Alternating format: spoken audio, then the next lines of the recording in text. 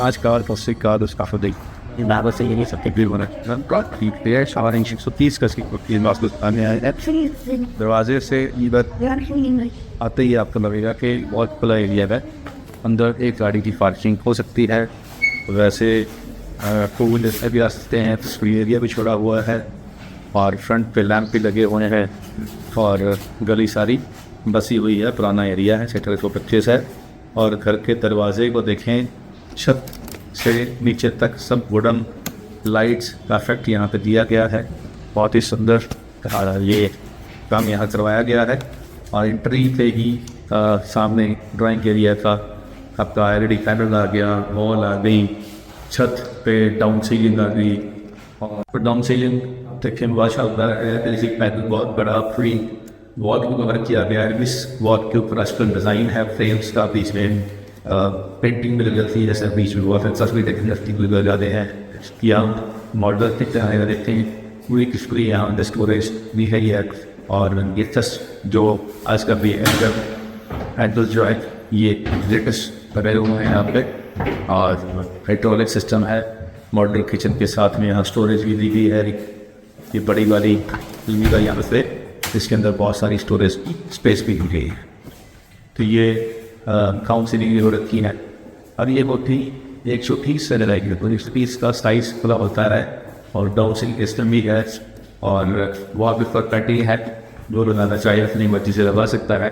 और sliding door है यहाँ पे, कवर्स रेडी है बिल्कुल। और छत में डाउन सीलिंग रेडी है।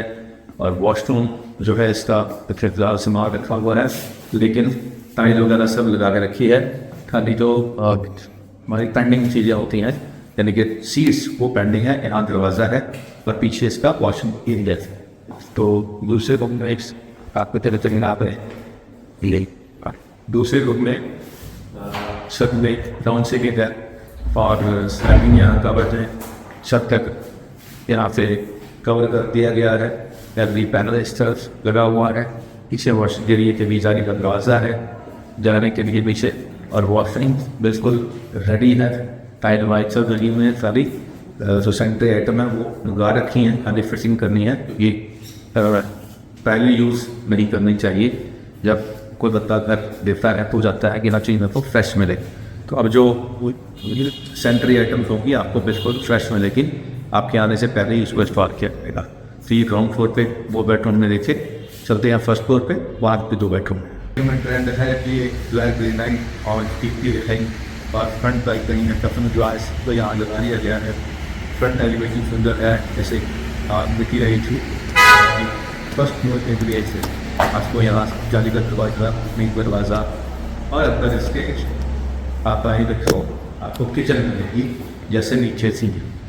और डिट्टो कॉपी पेस्ट किया गया है। आरू की जमीन की प्रोविजन यहाँ पे दे दी गई है। मॉडल किचन है। अब इसमें फर्स्ट फ्लोर के ऊपर एक रूम दे दिया गया है, ड्राइंग रूम के ऊपर से बना हुआ है। तो यहाँ पे काउंसिलिंग है, बेड के दोनों तरफ यहाँ सीधा बना दी गई है, बीच में बेड आ जाएगा। तो ये एक रूम बन गया जो कॉर्नर की विंडो जिसमें है, बाहर से आपको रोशनी आएगी, हवा आएगी। और LED पैनल इस पर लगा दिया गया है। ये बच्चों को ध्यान में रखते हुए रूम बनाया है, बच्चों का फर्स्ट फ्लोर। और सामने देखें ये लिविंग एरिया है, सामने एक रूम भी है। तो 2 रूम जो है छत पे है। फिर सेकंड रूम में हम देखें, इसमें भी डाउन सीलिंग सब दी गई है। इसके अंदर भी LED पैनल है लगाया हुआ। इसके अंदर भी स्लाइडिंग सवर्स है, छत तक इसकी कवरेज की गई है। वॉशरूम इसका बिल्कुल रेडी है, जिसमें सिर्फ फिटिंग बाकी तो नीचे। तो ये ऊपर मेरा आ गया, उसके ऊपर जहाँ पे टाइल लगा दी गई हैं। इस तरफ पड़ोसन नजर है, पीछे भी सामने आप देखेंगे कोठियाँ हैं। तो बहुत सारी कोठियाँ यहाँ पे आसपास बनी हुई हैं। पूरा घना इलाका है, चारों तरफ ये कवर है। और एक 130 गज की ये 4 BHK कोठी है। 135 इसकी डिमांड है, बाकी ऑन टेबल बैठेंगे तो नेगोशिएट हो जाएगी। और सेक्टर 125 है, मार्केट के बिल्कुल पीछे है, जो जलवायु टावर है उसके आसपास है। तो लोकेशन भी ठीक है, चंडीगढ़ के पास है, स्कूल कॉलेज भी पास में ही हैं।